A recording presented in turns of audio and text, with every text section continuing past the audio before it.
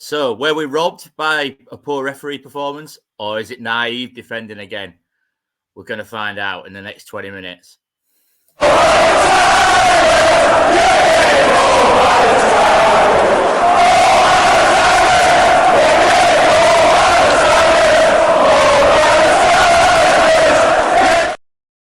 Welcome back to Where Tigers Walk. Thanks, Matty. Thanks, Ben. And thanks, Jack. If we can see you just above that little logo there, you are there somewhere. Welcome back. We are reviewing Sunderland against Hull, and we're also looking ahead, of course, to the next couple of game weeks because we've got 2 more games in this 6 games which we're reviewing. I hope you've had a goal international break. Regardless of the result, Ben, was it good to have proper football back? Absolutely, yeah.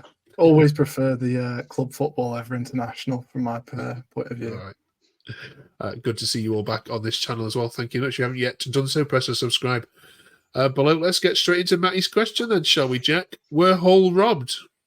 When I was there, I think I was very angry with where the referee was stationed. But then, if you look again, the referee actually moves out the way when he goes to get the ball, and then when he gets the ball, he actually gets dispossessed while the referee is far away. So that's the argument you can give. But yeah, I think the referee was just atrocious throughout the game, penalising us for petty things, and then whenever Sunderland did it, they just let him go on with it. I mean, I had a similar situation where he got in the way of one of their attacks, and what did he go and do? Brought it back for a drop ball. So it's just inconsistent refereeing, and that's probably why we're all angry. If it was just that one mistake and he was decent throughout, I don't think we have much complaints. All right, let's bring up the still of what happened. Then first of all, a good goal by Imador, wasn't it? I mean, he's got a lot to do there. You can't take away the run and then the composure to just chip him like that. Okay. All right then, Matty. So, I mean, you've coached football, I think, and played it yourself. So 0-0, right? You're at home. 62 minutes are on the clock. Yeah, you've got a corner. How many men do you leave back if you're coaching kids? Yeah, well, I think we did have one. We had drama back, but if you look where he is, he's like he's just so. He's not back. He's just so high up the pitch.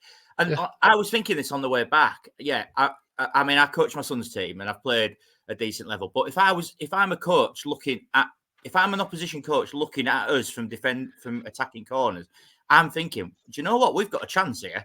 We've got a chance if we just pressure the people that are going short to, and we actually nick the ball. We've got a chance on the counter here to score. And it's 5 goals now. It's 5 goals we've conceded from our corners. And I think we matched Sunderland today. And we matched Sheffield United. But Sheffield United was 2 breakaway goals from our corners. And today's breakaway from our corner.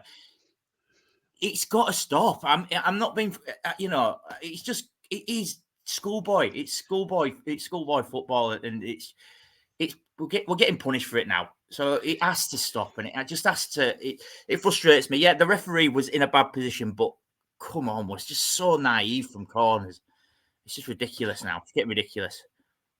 Thanks, Matty. I think some of Twitter would agree with you. Ben, what's your take on it? Is this kamikaze football, as Rob C says on the screen? Yeah, I mean, at the time I was quite het up about it because obviously it's not ideal where the refs stood, but if you look at the bigger picture, it is on us because we've got 10 men around, like from like the 6 yard, not the 6 yard, like the edge of the box, just forward. So we've got no cover like to counter against them quickly breaking, which is what ended up happening. Yeah, it's just, as Matty's mentioned, it's naive because we've done it so many times and it's just not, like, nothing seemed to change. But yeah, it is at times, it is definitely kamikaze. I think it's. I mean, it's not going to happen, but I think it's sackable. To not have at least one player back. I mean, you look at Sean Dyche always has 2 back. I mean, I always think, crikey, why do you need 2 back? But we never conceded from that. Ben, I just want to bring up yours. Bobby Manley with a superb defensive performance. There were lots like that, of course, as well. Jack, talk to me about Meyler, please, because there's a couple of players that's coming for a bit of stick, and Meyler was one of them for this game. He didn't have a great game.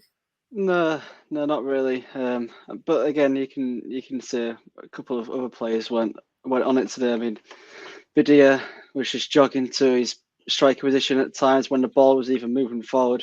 But yeah, Meyler, been a couple of performances recently where he's not been up to par, been a bit slow in the midfield, not really looking like he can be bothered. Don't know what's going on there, but at the start of the season, he was bright, he was prosperous for us. But I don't know what's happened. It's a bit annoying because he's got the potential to be a really good player. He just needs his confidence again. I think a goal will do that. Okay. Hughes and Jones was a starting pairing. Matty at the back. We've obviously talked about these on previous ones. How did they do for you? Yeah, brilliant. I thought probably Hughes was our man of the match. To be honest, I thought he settled in really well. I thought the back four played well. At times, Simons did cut out quite a few, but he was just sloppy in possession. I thought we made Sunderland look ordinary today, and I think he changed his plan. I think we spoke about this last week about adapting for better team. He changed his plan. We had a lot of men behind the ball. First half, we caught them on the counter a lot. And then second half, we started really well, and then the goal just kind of killed us. But I thought probably Drama had a good game, and I thought Hughes had a good game. Probably man of the match for me for us. I thought he settled in well. He looked strong on the ball, and he just looked really confident. So yeah, well done to the lad because he had a shock against Norwich. So he's kind of ridden it a little bit, and it shows he's got a bit of personality about him. So yeah, well done to the lad. Good. Meyler came on for camera, Ben. I think in the second half there was some perhaps arguing that should have been the other way round with Meyler starting. What's your take on that? I think, to be honest, from the start, we almost were crying out for someone like Meyler, because when Kamara was receiving the ball, he wasn't receiving it on the half turn like you'd want your winger to do. It was almost like he was waiting for it to come to him. He looked at times a bit half asleep, to be completely honest, because there was one specific chance going down the left-hand side where I think it was Bellumi on the right who was also driving forward. He could have easily either played a ball like across or kept going towards goal, but he just sort of it looked like he slowed down a bit, and I don't know why, but I think Meyler is the type of winger that will happily get on the ball and just run and like try their best to get into the box or create a good chance for us to score from.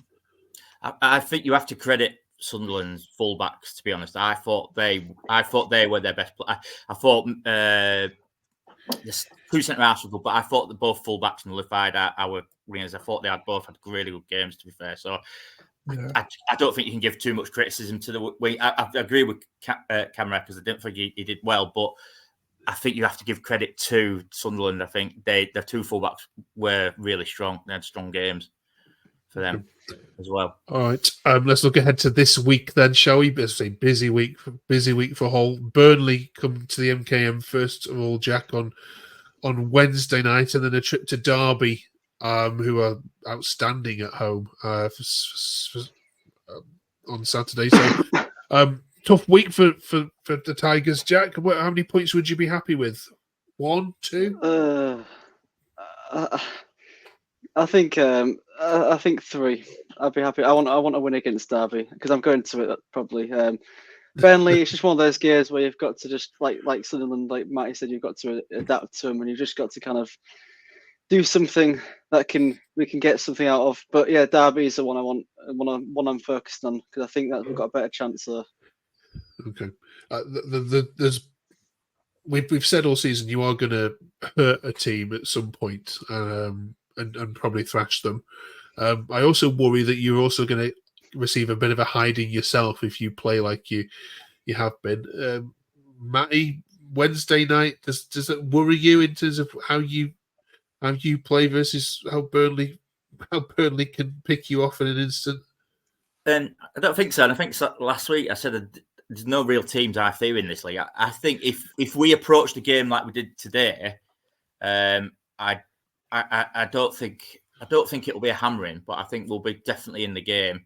It's just that quality in the final third that we were just lacking today. So no, I think we'll go with a similar approach. I think we'll sit behind the ball and we'll try and counter and we'll try and hit them on the break.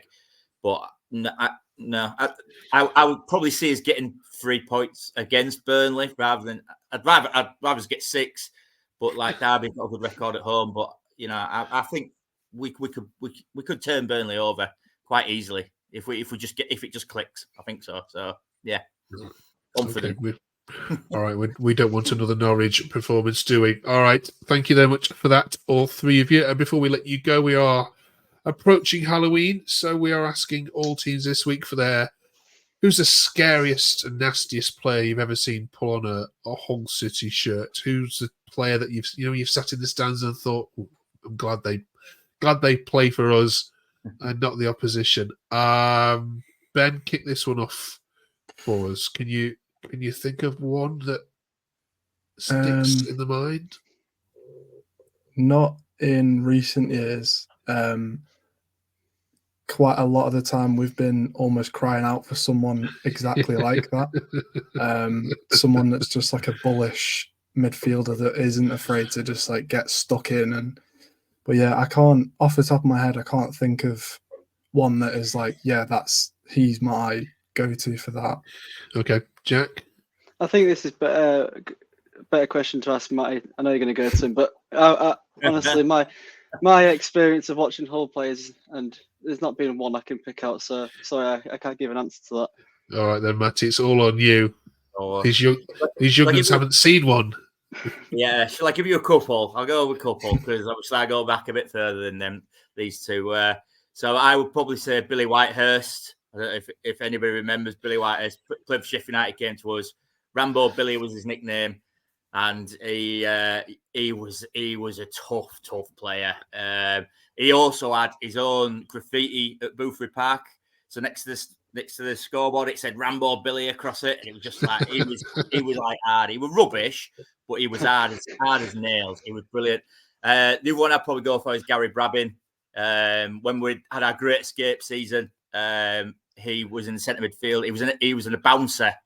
So I think he came from Torquay and he was a bouncer, but he was, again, weren't particularly good, but he was just hard and he would go into tackles and he'd take no prisoners. And I remember him scoring an absolute worldie at Boothry Park from about 30 yards when I was going, pass it, and he hit it into top corner as they usually do. And I was just like, yes, get in. So I'd probably say them two from my area, but I'm struggling recent years, yeah. Yeah. All right. Yeah. Cheers for that, mate. Can you beat that? Drop us a comment below. All right. Cheers, you three. Enjoy your trip to Derby, and we'll catch you 7 days' time to review it all. Thank you very much for watching. Enjoy the football this week. Have a great week.